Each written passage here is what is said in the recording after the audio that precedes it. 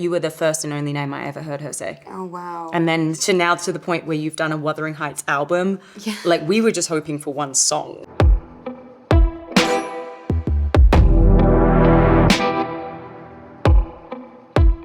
First time we met was at the studio when we watched Wuthering Heights for the first time. Yeah, and that was the first time you were seeing the film as well. Very first time I saw it, yeah. And you cried? I did. I cried. Did you cry? I didn't cry, but I have a heart of stone, so... You have what? I have a heart of stone. Do you cry a lot in movies? Like when I'm watching? Yeah. You know, it's really hit or miss depending on where I am and what I'm going through. Mm-hmm. Sometimes I'm a really big crier and I'm in like a deep crying phase. And sometimes like the saddest thing can be happening in front of me and I'll just be like, yeah. Do you cry a lot in real life? Yes. Oh, really? Yeah, I'm a wreck.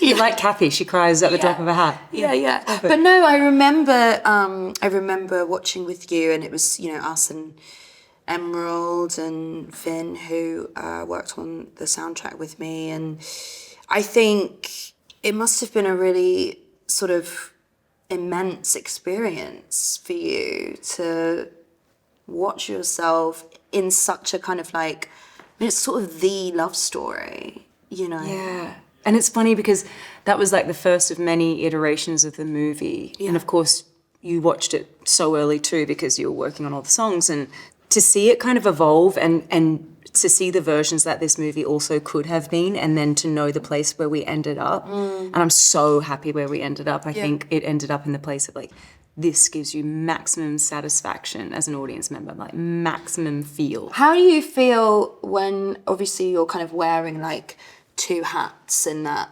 scenario where obviously you're the actor but you're also the producer? Do you find it hard to kind of like separate the two sort of styles of notes that you're giving, or now that you've kind of been doing it for quite a while, is it very sort of like easy and effortless for you to sort of bounce between those two roles whilst watching yourself in a film? I have always found it easy to compartmentalize. Even at the beginning of producing, I could easily watch something and be like, right, okay, no, it's weird when she does that and blah, blah, blah. And like, I wouldn't even think of it as being like when I do that. I'm like, when she does that, no, we don't need that, and da-da-da. Did you know from sort of the beginning that you always wanted to produce? I didn't know that I wanted to produce per se. I knew that I wanted to do more, have a handle on more of the filmmaking process. Like just acting in a film it didn't feel like enough. I wanted more of the experience. The way I articulated it to my producing partners, Josie and Tom, back in the day. So when we met in 2013, and I said, what do you guys want to do? And they said, oh, we want to produce. And I was like, yeah, I want to make my own stuff too, so let's do that together. So that's how I thought of it. As I said, I want to make my own stuff as opposed to I want to be a producer. And then we started a production company, and, you know, that was 12 years ago now. Yeah, wow. So yeah, that's and then of course it became producing. But in my head it was just like, I want to make movies was always the thing I wanted to do. Did you find like part of the drive of you wanting to make your own stuff was because you were craving roles that weren't in existence for you, or was it more just like you had stories to tell and you wanted to tell them in your way? It was never like I know there are roles I want to play, so if I don't make them, they'll never happen. It was more like, it's so crazy to me that every time I read a script, the dudes are the most interesting characters. Right, yeah, sure. And I was like, this is just crazy. Like, can't we just have a few more stories where like the actresses reading it are going to be like, yes, I got the best role. Yeah. So many times I was like, he's got the best role, he's got the best role, he's got the best role, and it'd be nice, you know, I'll do that role, I guess, because it'd be cool to be in this movie. A lot of the drive and the reason like Lucky Chap is so like female focused is because some of those earliest conversations were, why can't we have more scripts where the women have the best roles? I love the process so much of making a movie, and I am quite, you know, business minded too. I like going through schedules and budgets and doing the financing stuff. It's like, I love like, that. I kind of like it. So, yeah. And there's a lot of that with producing. Mm-hmm. Yeah, I mean, I've sort of just begun that journey myself, and for me... Did you produce The Moment? Yeah. Cool. Yeah. Was that the first film that you've produced? Yes. How did you find it? I found it to be such a hard and fast learning curve. We were really on this like expedited timeline, which brought this energy to the film, which you can really feel. There is this kind of like super sort of like spontaneous feeling to the cinematography and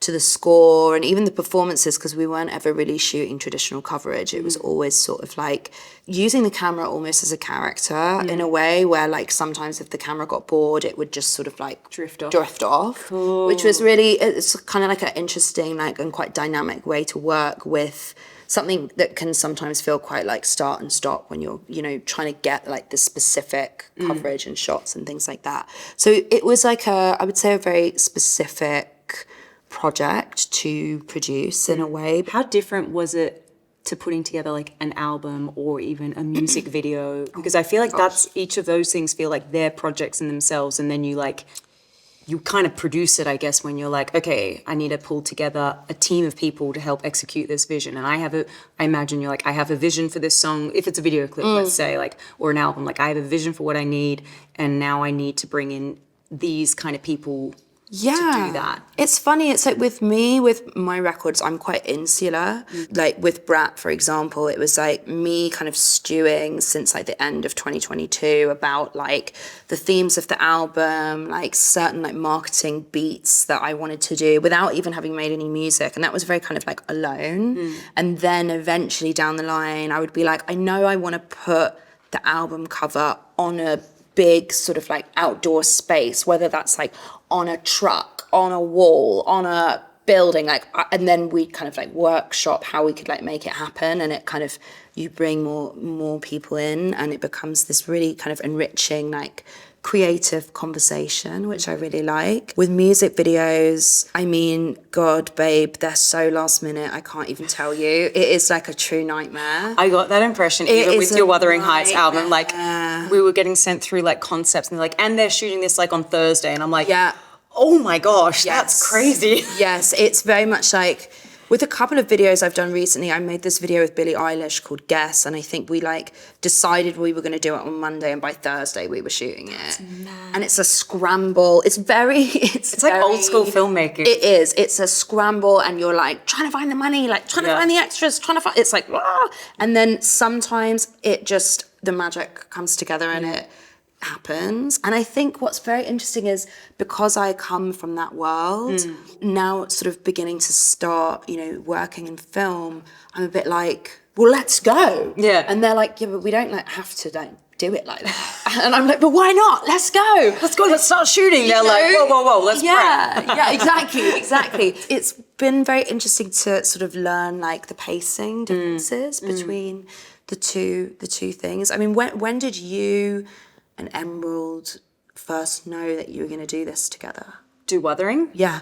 I think she's wanted to make Wuthering Heights since she was a teenager, but I knew that she wanted to do Wuthering Heights. She told us when we were doing Saltburn, she said, I know what the next thing is that we're going to do. We're going to do Wuthering Heights. And I was like, great. Because we've worked as producer, director, producer for so long, you know, on Promised Young Woman and then Saltburn.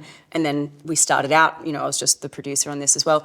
And then to make the first move to be like, by the way, I wouldn't mind playing Cathy. It was kind of like doing like the yawn and the arm over someone. And it's like, it's honestly leaning in to kiss your friend and hoping that they feel that way about you too. And then being like, I don't want to ruin our friendship. Did I make it weird by like, you know, like trying to take this thing, we already have a dynamic and now I'm adding a layer to it, and have I ruined it now? I don't want her to feel like she has to say yes to this in any way. And she was like, I feel the same. Yeah, but no, it wasn't until we were like in the casting process really that I threw my hat in the ring. Before that, I was just thinking of it as a producer. Yeah, and how was it kind of sort of transitioning your relationship with Emerald from, you know, mainly sort of working on projects as a producer to honestly acting? I think we both compartmentalize really easily. I think we're both kind of like, okay, we're talking as producers now, and then we swap and I'm like, I'm your actor, you're my director. I don't know, we can like switch gears pretty quickly. And I have to say, you were in some of our very first conversations. I'm not even joking, I'm not even saying this because we're doing a thing. Like, she was like, okay, so it's going to be like Wuthering Heights. She's like, I want it to fit. When she started describing it, she was like, I want it to feel like a 50s soundstage musical, and it's going to have like some amazing, hopefully, like, you know, like I want like an original song from like Charli xcx. And I was like, oh, cool, okay. And then I'm like, you know, I'm like, okay, so it's going to have like modern elements, and it's going to, you know, I'm kind of calibrating what the vision is, sort of thing. But you were the first and only name I ever heard her say. Oh wow. And then you to now to the point where you've done a Wuthering Heights album. Yeah. Like, we were just hoping for one song. The fact that you said yes to that, but then you were like, want some more? And Yeah, like, yeah. Yes. Well, to be honest, I felt so inspired by the screenplay. It was such a visceral first read. She texted me out of the blue, and I mean, we like know each other a little bit, but prior to that text, like, you know, in a very kind of like, hey, you know, she'd used my song in Promising Young Woman. We'd met, we have some mutual friends, but I wasn't expecting a text from Emerald in December of 2024. First of all, she like prank called me she kind of like ass called me, she like butt dialed me, and I was like, hello? I was like, what? It was like so out of the blue. And then she sort of panicked and like hung up, and then texted me being like, sorry. I was like, oh, she must have just like been trying to call someone else, okay. And then she sort of, you know, came through and was like, I'm you know, doing my interpretation of Wuthering Heights. I'd love for you to read the screenplay and maybe do a song. And I literally think I read it like that day and the day after.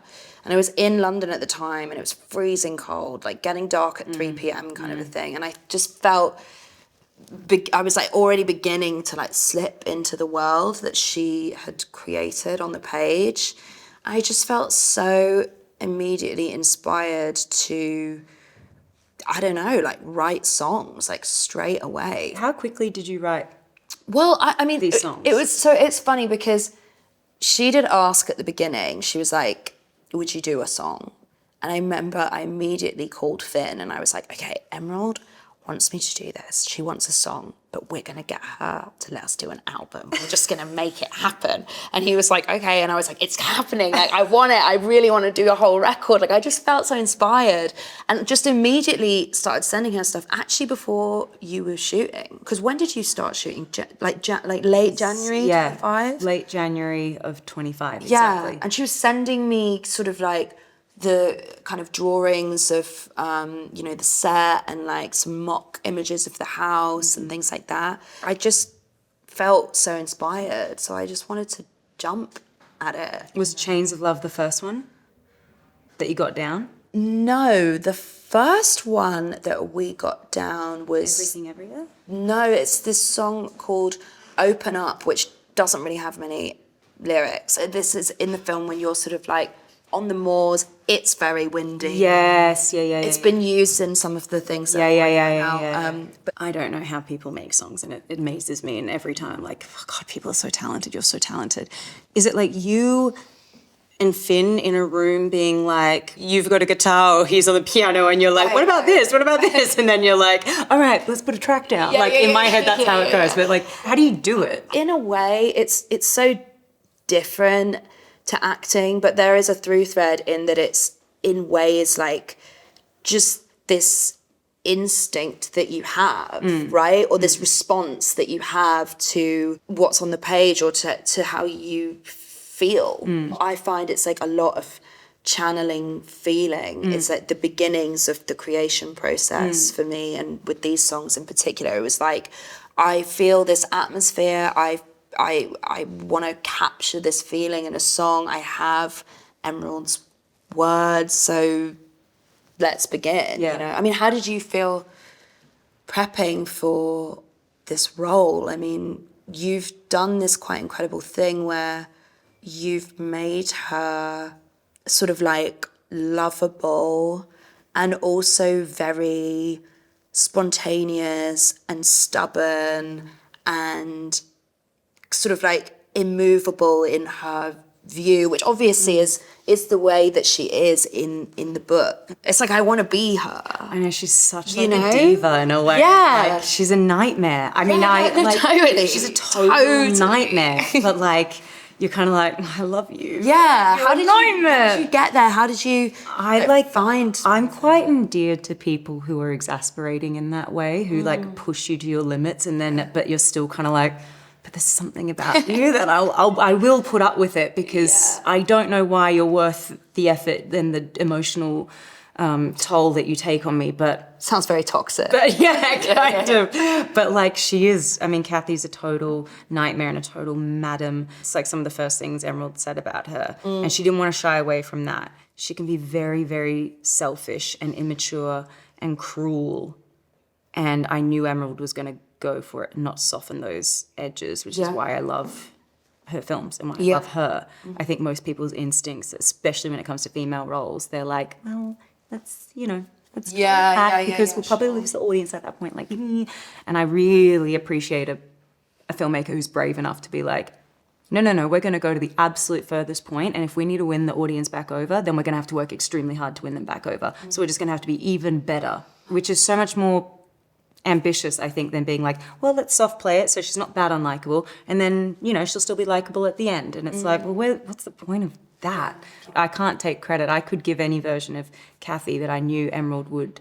I try to give every version that paint with all the kind of colors and hit both ends of the spectrum and everything in between when I give takes, and know that Emerald is going to have everything she needs in the edit. But knowing Emerald, I knew she'd want to be like hitting the extremes with the character. Yeah.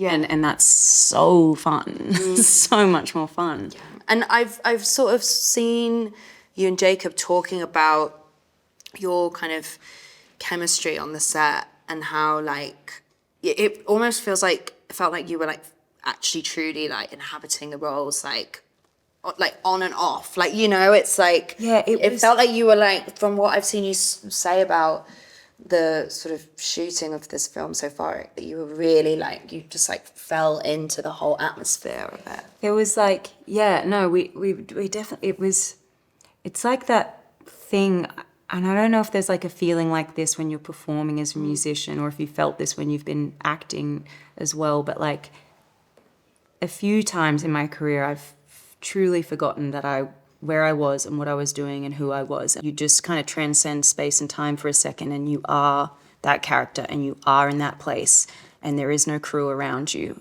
Like everything else falls away. And that's only truly felt that. That's happened a few times in my entire career. I remember one time I felt it with Saoirse Ronan when we did Mary Queen of Scots, and it was so powerful and we were so locked in, and we were like on the same wavelength, coming at it with so much build up, that I truly forgot I was in a movie, and it was just her and I. That feeling will sustain me the rest of my career. I will always keep searching to have that feeling again. And we had it. Jacob and I had it. There was a moment where it actually felt like he was Heathcliff and I was Cathy, and we were on the moors, and it was like we transcended the moment. It wasn't us and there wasn't a crew, and it was like we became them for a second, and it was so crazy. And I didn't say it out loud, and I heard him say it, and he was like, there was this moment. I was like, I felt the same thing. Wow. That's so crazy. That's so it's cool. Like those moments are like, that's movie magic. That's like the thing that we keep chasing.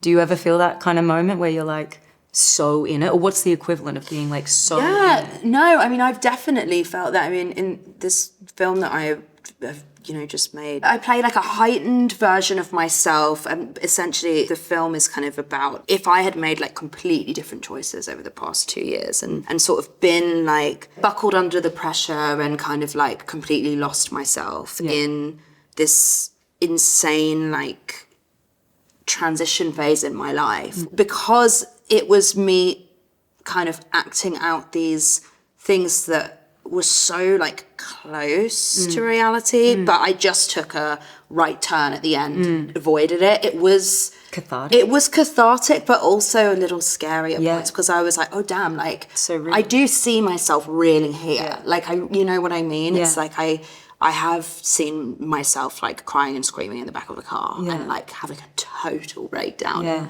that is so real to me, and specifically in that moment, because I really could have been there truly in my life in that exact moment. It's so funny with making this album, when obviously like making it at points in isolation, because I mean, the thing that was amazing for me about Emerald was how unbelievably trusting she was. And I mean, you too, as a producer, like you guys really just let me do my thing, you know, and I really, it's like that is really not the way I find with making music for films. And I think it takes a lot of confidence and security in the project and what you want to say to actually be able to like let people go and like do what they do. So I really appreciate the way you guys wanted to work with me like that. And I think having made a lot of the music kind of in isolation on my own, and then beginning to sort of see things that you had been shooting, and then seeing the film and applying it to the film. What was so interesting was, whilst I have always loved the songs, seeing the opening of the film for the first time with House and, you know, the hanging and the Moors, I was like, I had shivers. Yeah, no, me too. I had full shivers, and I was I'll never forget Emerald playing House, because obviously we use temp music until we can get your music in there. It coursed through my body. Like I felt like, and it was just like, and then John Cale's voice, and then like your voice, and then like also Heathcliff's dad, like, and you're just like, there was like this, it was like a thrumming, it like almost thrummed through my body, and I was like, whoa. And we'd always wanted that opening to really like shock you into this time and place. And then, but that I could never have predicted that would be the song that you would give us for that moment. Like I never would have predicted it. That's why you shouldn't try to restrict artists and be like, we trust you, give us what you think. Because otherwise, if we'd been too prescriptive, it would have just been like, you know, probably like a cool but maybe forgettable moment. And instead it like, it elevated the moment so much. It's so unexpected and so perfect for it. Without giving too much away, I suppose, what was your favourite part of this film to shoot, and what is your favourite or one of your favourite scenes when you watch it? I loved shooting all the montage pieces. Was so fun to shoot. And that's when your songs, you get to really, really appreciate, like, because we couldn't fully use the lyrics when you're playing that over the montage stuff as well. In like Linton's house. Yeah. Like that. That stuff, because that was just a total scramble. That was like you making music videos. It was always like we had 20 minutes left at the end of the day, and we'd always be like, it was like a free-for-all. Emerald would be like, grab something, putting on those red glasses or whatever. It'd be like, and then it was like, you know, Aussie, our Steadicam operators, like just like trying to capture anything. And then same with like the kind of like romantic montage sequence of Jacob and I. That was also like always spare of the minute, like particularly out in the moors. It would be like if we're waiting for light, I'd be like, oh, looks pretty over there. Emerald would be like, the light's good over there. Oh, go. And we'd just sprint. And like, I remember one time Jacob was standing so far away, and we were like, we've lost the light. And Linus has got his thing out, and he's like, no, we've pretty much lost it. And we're like, should we just try and get it? Let's try and get it. And like, everyone's just, get it, go. And I like screamed at Jacob, I'm like, I'm just gonna run at you, okay? And he was like, what? And I was like, I'm gonna run at you and I'm gonna kiss you, okay? And he's like, I can't eat. And I was like, forget it. And they were like, action. And I just like ran at him, and I don't think he knew what was happening because he couldn't hear me. And I like ran and like jumped, and you have to jump because he's so tall, jumped into his arms, and we kissed. And then like Ozzy just like wrapped around, and the crew were like dropping down to the ground because no one wanted to be in the back of this 360 shot that no one had planned. And it was just like this. And anyways, hopefully you'll see the movie if you're watching this conversation right now. That was just one of those spare of the moment. Everyone like just, you know, you can spend spontaneous. It's just hundreds of people spend months and months and months carefully and intentionally planning things, and then there'll be something like that that no one planned for, and then you watch it in the movie and you're like I don't know, for me, I'm like, I will remember that shot till the day I die. Like I love it.